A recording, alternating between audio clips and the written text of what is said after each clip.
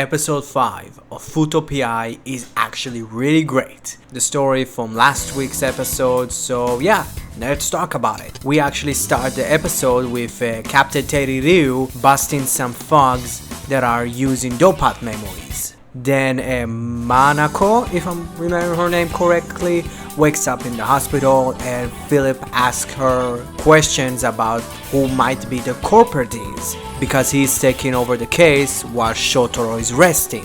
She reveals to Philip that the culprit might be a toxic gamer that goes under the name Murderer. Outside of her room, Tokime and Teriryu meet for the first time. When Philip comes out of the room, he and Ryu starts talking and walking, and Philip tells to Tokime that she's off the case because she's the assistant of Shotaro and Shotaro is hurt.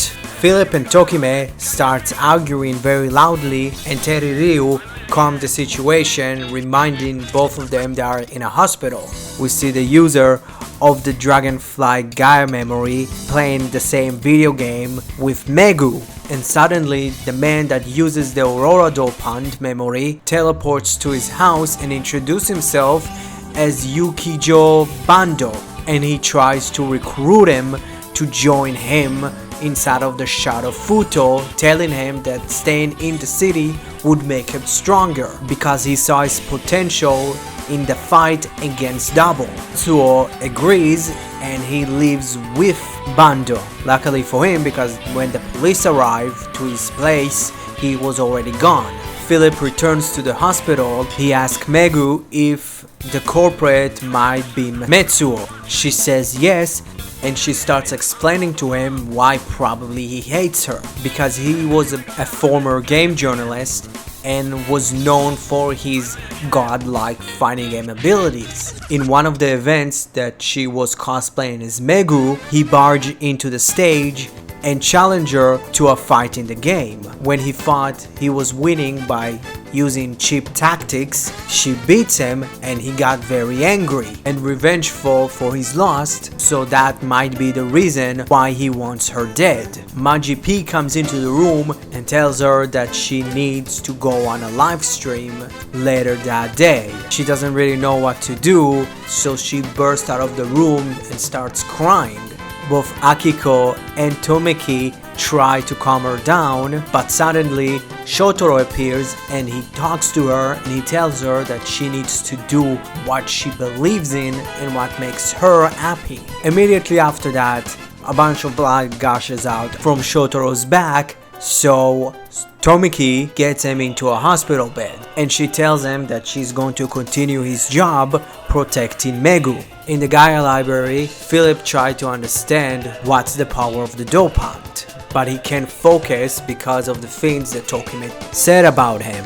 Akiko and Philip have a heart-to-heart talk when Akiko pretty much explains to Philip that his feelings towards Tomike is because he's jealous her relationship with Shotaro. Philip tells her that she might be right. At the same time, Tokime is following Maji P because he looked awfully suspicious because he had blood on his fingers, and when always Megu gets attacked, he's not there. And when Tomike backs him into a corner, she starts questioning him and he asks her about leaks that are happening inside of Boxsoft that tips the killer where is Megu each and every event. The leaker is the head of the Megu team, and when Tomike and Maji P confronts her, she already told Matsuo who is Megu's true identity and where she is right now.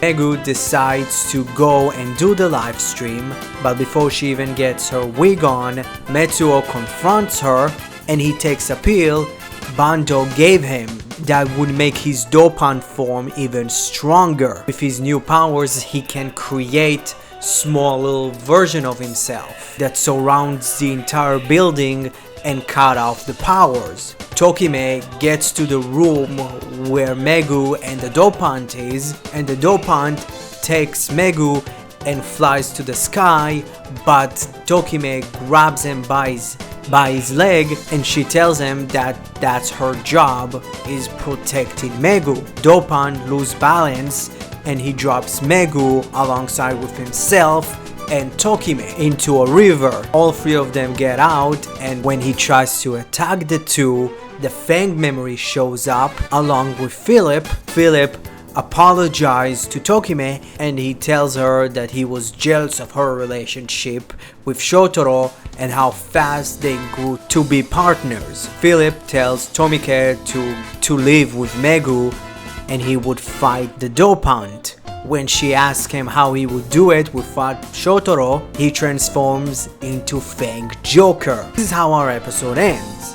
Yeah, that episode was fucking great. I really liked that episode because it focused way more on Philip, and the Philip side of the detective stuff is really fun. Seeing Teddy Ryu finally in the show is really great. The entire subversion of actually trying to give us that maybe the leaker is Magi P, but in the end is one of the head Megu girls, is really cool. I really like the small little seeds that are planted, specifically with now Bando, the user of the Aurora Dopant. It was really great. I'm interested like where those pills came from, where he is from, so like it's going to be interesting when everything's going to get revealed, how it's going to be connected to Foundation X or museum and everything about it. We got to see Fangjoker for a little bit. Probably next episode we're actually going to see the full transformation, because it was like a quick little, like he transformed and you just see him. But I'm excited for Fangjoker. I'm excited for next week's episode. So yeah, thank you very much. And before I leave, I'm actually going to be doing kind of my first collab on Zio Zagito's channel. It's going to be me, Zio Agito, and a nerd named Mark. So that live stream is going to be 7 p.m. EST. Do your own conversion thing. So yeah, I'm excited for that. I'm excited to cover Kamen Rider Geats, Fuuto PI, and Ultraman Decker next week. So it's going to be a lot of content from now on. And I'm hoping that something great is also going to come in the next couple of months. So yeah, thank you very much. I implore you to go and subscribe to the channel, like the video. Have a nice one. See you later.